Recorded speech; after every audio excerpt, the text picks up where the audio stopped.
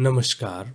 मेरा नाम है शिवम कुमार लोटसवे और मैं आज आपको एक्सप्लेन करने वाला हूँ अभिज्ञानम शाकुंतलम। ये एक वर्ल्ड फेमस प्ले है जिसे लिखा है कालिदास जी ने। सबसे पहले हम इस लेसन के टाइटल के बारे में जानेंगे। अभिज्ञान का मतलब होता है पहचान या फिर रिकग्निशन, और शाकुंतलम का मतलब होता है शकुंतला से संबंधित।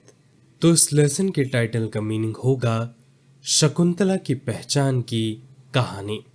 एक अंगूठी के जरिए शकुंतला की पहचान होती है और यही इस कहानी की आत्मा है। अब हम महान कवि कालिदास जी के बारे में जानेंगे। कालिदास जी को संस्कृत साहित्य का सर्वश्रेष्ठ कवि और नाटककार माना जाता था। इन्हें भारत का शेक्सपियर भी कहा जाता है। ऐसा माना जाता है कि इनका पीरियड 4th या 5th सेंचुरी के बीच में कहीं पर रहा होगा और यह सम्राट चंद्रगुप्त द्वितीय के नवरत्नों में से एक थे। संस्कृत में कालिदास जी के ऊपर एक बहुत ही प्यारी उक्ति है जिसमें कहा गया है उपमा कालिदासस्य, यानी कि उपमा देने की कला में कालिदास का कोई जोड़ नहीं। यानी कि कालिदास जी बहुत ही प्यारी उपमाएं दिया करते थे और इनकी भाषा में ऐसा लगता था जैसे नेचर, प्रकृति जीवंत हो उठी हो। नदी, पर्वत, बादल, फूल सब ऐसा लगते थे जैसे वह किसी कहानी के किरदार हों। कालिदास जी देवी काली के भी बहुत बड़े भक्त थे और उनका नाम कालिदास ऐसे ही पड़ा। काली का अर्थ होता है माँ काली और दास का अर्थ होता है सेवक। तो कालिदास का अर्थ होगा माँ काली का सेवक। और कालिदास जी जीवन भर माँ काली के भक्ति में समर्पित रहे। अब हम चलेंगे इस कहानी की तरफ जहां पर मैं आपको ये पूरी कहानी बेहद ही सरल व आसान भाषा में समझाऊंगा। इस कहानी में उतरने से पहले हमें इस कहानी के कुछ महत्वपूर्ण पात्रों के बारे में जानना होगा। जैसे पहला नाम है दुष्यंत। राजा दुष्यंत हस्तिनापुर के महाराज हैं। वह एक वीर, विवेकशील और न्यायप्रिय व्यक्ति हैं और आज वह शिकार पर निकले हैं। दूसरा पात्र है शकुंतला का। शकुंतला महर्षि कण्व के आश्रम में पली बड़ी एक कन्या है। वह एक बहुत ही सरल स्वभाव की लड़की है जिसके मन में कोई भी कपट नहीं है और शकुंतला को प्रकृति से बहुत ही गहरा प्रेम है और शकुंतला दिखने में भी किसी अप्सरा से कम नहीं लगती है। अगला कैरेक्टर है ऋषि दुर्वासा का। ऋषि दुर्वासा एक महान लेकिन क्रोधी ऋषि हैं और इनके श्राप से इस पूरी कहानी की दशा बदल जाती है। अगला कैरेक्टर है सर्वदमन। ये एक छोटा बच्चा है जो कि इस कहानी के अंत में आएगा और इसके नाम से ही पूरे देश का नाम रखा जाएगा। अब हम चलेंगे इस कहानी की तरफ। एक घना जंगल है, ऊंचे ऊंचे पेड़ हैं और उनकी शाखाओं पर छनकर धूप जमीन पर गिर रही है। कहीं पक्षी बोल रहे हैं, कहीं दूर से नदी की बहने की आवाजें आ रही है। हवा में फूलों की हल्की सी खुशबू है और इस शांत जंगल में अचानक एक रथ की घर घर सुनाई देती है। राजा दुष्यंत शिकार पर निकले हैं। हाथ में धनुष है, पीठ पर तरकश है, आंखों में शिकारी की तेजी है।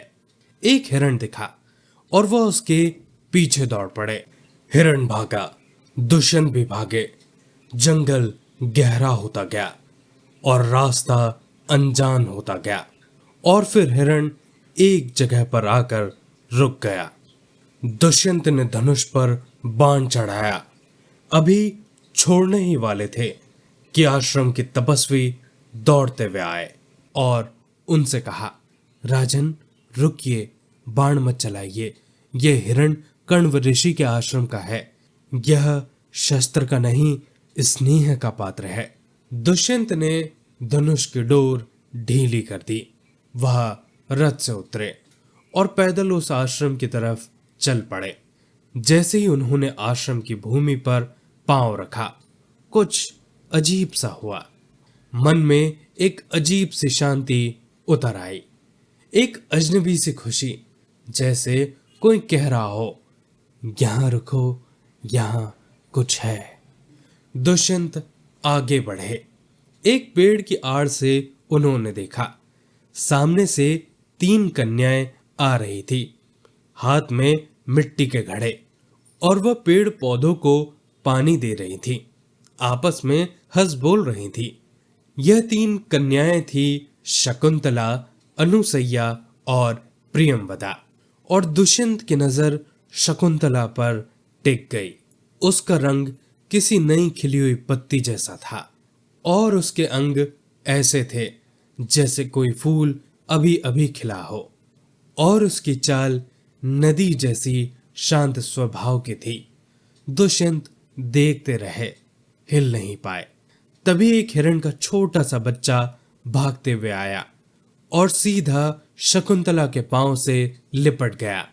शकुंतला ने झुककर उसे गोद में उठा लिया और उसके कान सहलाए। धीरे से बोली, डर मत, मैं हूं ना। और पेड़ की आड़ में खड़े दुष्यंत यह सब देखते रहे। उनके मन में एक विचार आया, जो हाथ इस बच्चे को इतने प्रेम से थाम सकते हैं, वो हाथ कितने कोमल होंगे। जिस दिल में इस पशु के लिए इतनी करुणा है, वो दिल की कितनी बड़ी होगी। थोड़ी देर बाद दुष्यंत सामने आए और परिचय हुआ। राजा ने पूछा, आप ऋषि कण्व की पुत्री हैं? शकुंतला ने धीरे से कहा, उनकी पालित पुत्री हूं। जन्म से मेरे पिता ऋषि विश्वामित्र हैं, माता एक अप्सरा मेनका हैं, पर मुझे ऋषि कण्व ने पाला पोसा है, और वही मेरे पिता हैं, और वही मेरा पूरा संसार है। दुष्यंत ने सुना, मन में सोचा, ऋषि की तपस्या और अप्सरा का सौंदर्य दोनों इसी में है। राजकार्य की प्रतीक्षा थी और उन्हें जाना जरूरी था। पर जाते जाते दुष्यंत ने पीछे मुड़कर देखा। शकुंतला भी उन्हें देख रही थी। उन दोनों के आपस में नजरें मिली और नजरें झुक गईं। उस दिन कुछ कहा नहीं गया, लेकिन प्रेम की शुरुआत शुरू हो गई थी। लेकिन दुष्यंत गए नहीं और आश्रम के पास ही रुक गए किसी बहाने से। अगले दिन शकुंतला बगीचे में थी, वह भी अकेली। वह पेड़ों के बीच बैठी हुई थी और हाथ में एक पत्ता था। उस पत्ते पर वो कुछ लिख रही थी। सखी प्रियंवदा पास आई और झांक कर देखा, और देखते ही वह मुस्कुरा दी। उस पत्ते पर लिखा था, दुष्यंत। प्रियंवदा ने छेड़ा, अरे तो बात यहां तक पहुंच गई। शकुंतला ने पत्ता छिपाने की कोशिश की। वह शर्मा गई, पर सखियां हंस रही थी। उधर एक पेड़ की आड़ में दुष्यंत यह सब देख रहे थे, और जब उन्होंने देखा कि शकुंतला ने उनका नाम लिखा है, उनका दिल भर आया और वह सामने आ गए। दोनों के आपस में नजरें मिली, इस बार लंबे समय के लिए। शब्द बहुत कम थे, पर जो कहा नहीं गया वह भी सुनाई दे रहा था। दुष्यंत समझ गए यह प्यार एक तरफा नहीं है, और शकुंतला भी समझ गई कि यहां पर राजा किसी और काम के लिए नहीं रुके हैं। दो दिल धीरे धीरे खामोशी से एक दूसरे की तरफ बढ़ रहे थे, और ऐसे ही कुछ दिन बीत गए। प्रेम और गहरा हो गया और बातें और खुलकर होने लगी। एक शाम जब आश्रम में सब कुछ शांत था, दुष्यंत और शकुंतला अकेले थे। तब दुष्यंत ने कहा, शकुंतला, मैं तुमसे विवाह करना चाहता हूं, अभी और यहीं। मैं तुमसे गंधर्व विवाह करना चाहता हूं, जहां किसी समारोह की जरूरत नहीं है, बस दो दिल और उनके बीच सिर्फ एक वचन। शकुंतला ने एक पल सोचा, वह फिर बोली, पर एक शर्त है, मेरा पुत्र आपका युवराज बनेगा। दुष्यंत ने बिना एक पल रुके उससे कहा, मैं यह वचन देता हूं। और दोनों ने एक दूसरे को वचन दिया और विवाह हो गया। बिना किसी बारात के, बिना किसी पंडित के, बिना किसी साक्षी के, बस दो दिल और ऊपर आसमान। जाने से पहले दुष्यंत ने अपनी उंगली से एक अंगूठी निकाली। यह दुष्यंत की राज मुद्रिका थी और उस पर उनका नाम लिखा हुआ था। उन्होंने वह अंगूठी शकुंतला को पहनाई और कहा, यह मेरी पहचान है, यह मेरा वचन है, जब भी जरूरत हो तुम इसे दिखाना, दुनिया ये जान जाएगी कि तुम मेरी हो। और फिर दुष्यंत यह वचन देकर राजधानी की तरफ चले गए और शकुंतला वहीं खड़ी रही बहुत देर तक। और उनके हाथ में यह अंगूठी थी और आंखों में एक उम्मीद थी और अब मन में एक इंतजार था। दुष्यंत के जाने के बाद शकुंतला का मन कहीं और लग ही नहीं रहा था। खाना खाते वक्त दुष्यंत के ख्याल आते, पेड़ों को पानी देते वक्त दुष्यंत के ख्याल आते, रात को सोने से पहले राजा दुष्यंत के ख्याल आते। एक दोपहर वह यूं ही बैठी हुई थी और अपने ख्यालों में खोई हुई थी। तभी आश्रम में ऋषि दुर्वासा पहुंचे। महान ऋषि अपने क्रोध के लिए तीनों लोकों में जाने जाते थे। ऋषि दुर्वासा आश्रम में आए और उन्होंने प्रतीक्षा की, पर शकुंतला ने उठकर उनका स्वागत नहीं किया, उनका अभिवादन नहीं किया, क्योंकि वह तो अभी भी राजा दुष्यंत के ख्यालों में खोई हुई थी। दुर्वासा का चेहरा लाल हो गया और वह जोर से गरजे, अरे मूर्ख कन्या, जिसके ख्यालों में तू खोई हुई है, वह तुझे पहचानेगा भी नहीं। जब तू उसके सामने जाएगी, वह तेरा मुंह देखकर भी कहेगा कि मैं तुझे नहीं जानता हूं। शकुंतला चौंकी और बुरी तरह से घबरा गई। उसकी सखियां दौड़ी और दुर्वासा के पांव पकड़ने लगी और उनसे माफी मांगने लगी। ऋषिवर, यह जानबूझकर नहीं हुआ, इसे माफ कर दीजिए। दुर्वासा थोड़े नरम पड़े और वह बोले, ठीक है, लेकिन श्राप पूरी तरह से वापस नहीं होगा, पर इतना होगा, अगर उसकी दी हुई कोई निशानी, कोई चीज अगर उसे फिर से दिखाई जाए तो उसे सब कुछ फिर से याद आ जाएगा। और ऋषि दुर्वासा यह कहकर वहां से चले गए। शकुंतला ने अपने हाथ की तरफ देखा, अंगूठी चमक रही थी।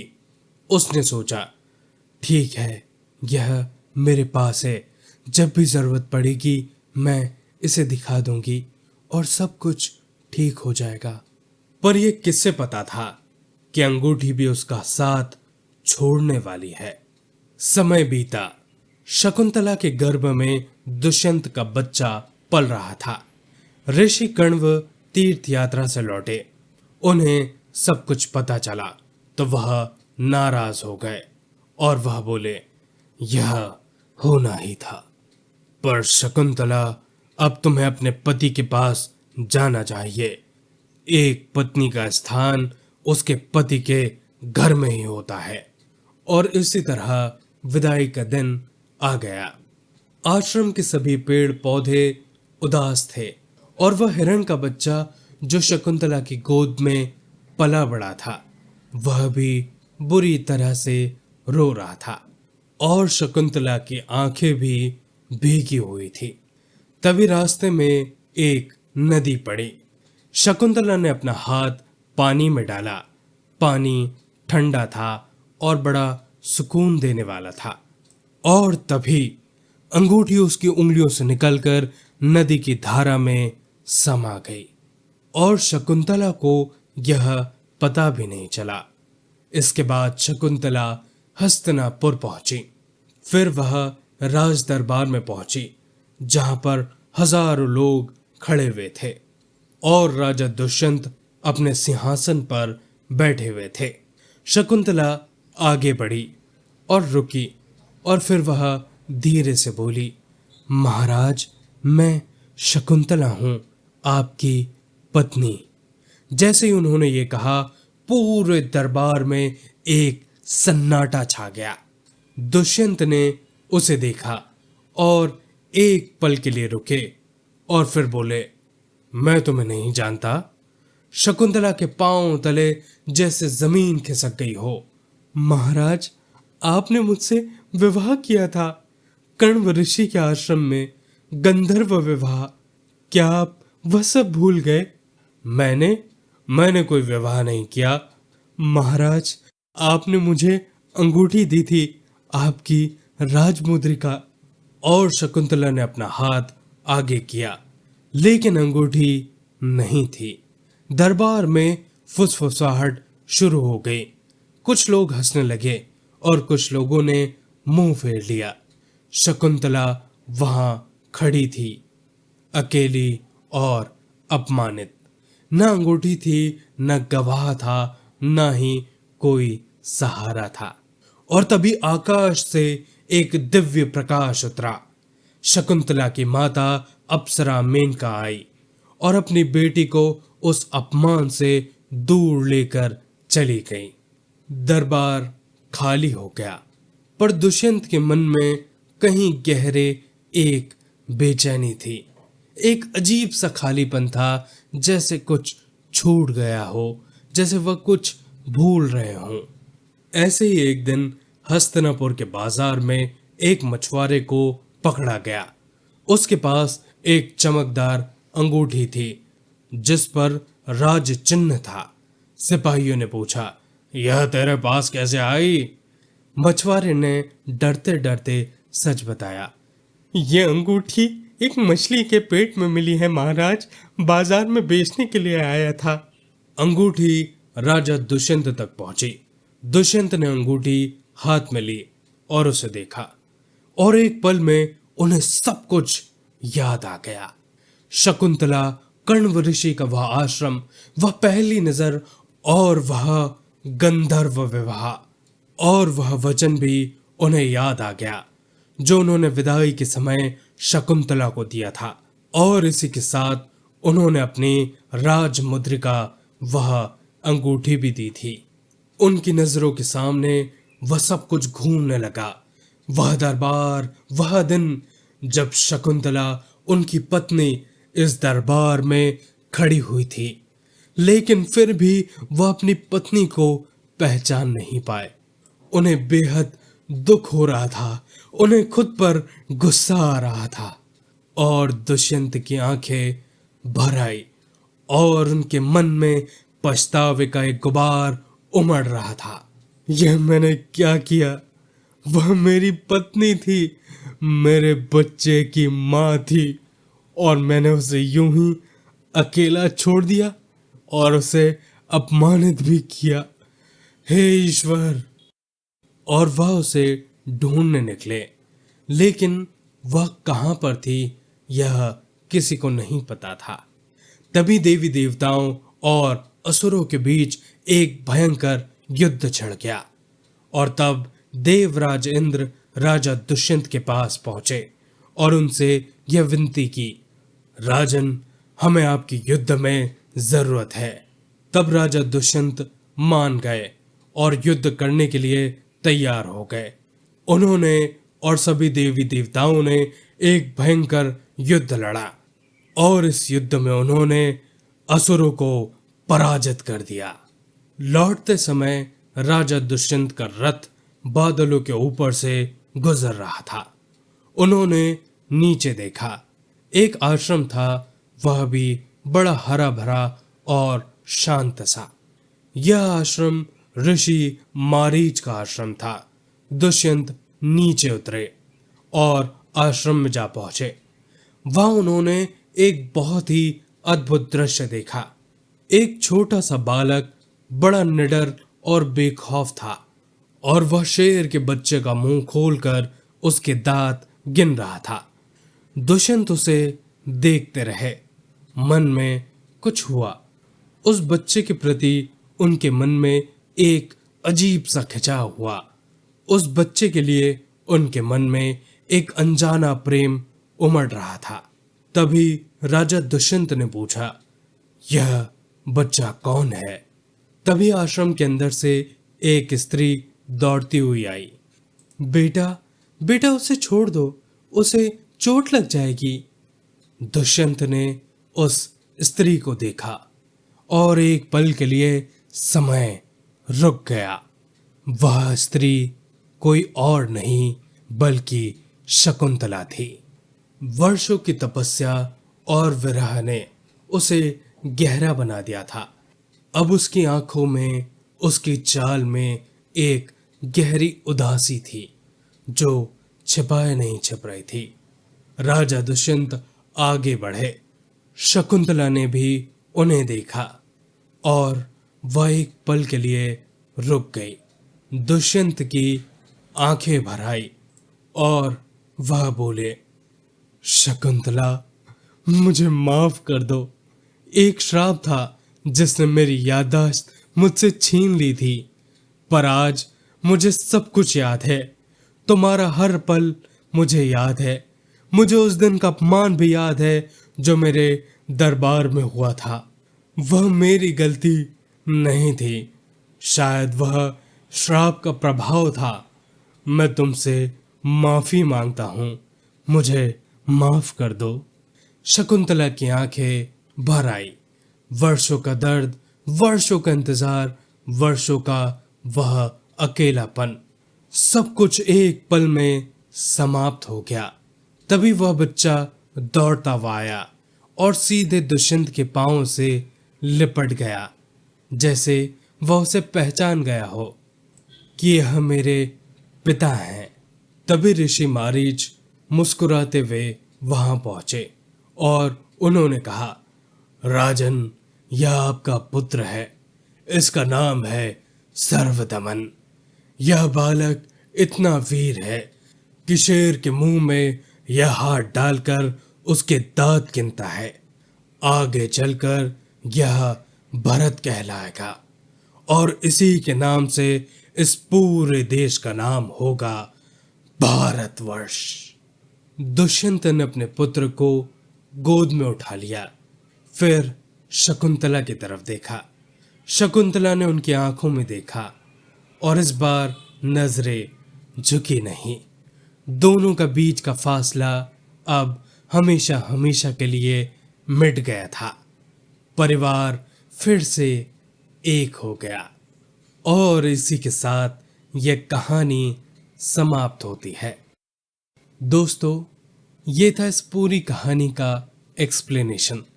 आशा करता हूं कि आपको ये कहानी अच्छी लगी होगी। अगर आपको ये वीडियो अच्छा लगा तो प्लीज़ इसे लाइक कीजिए और चैनल को सब्सक्राइब कीजिए।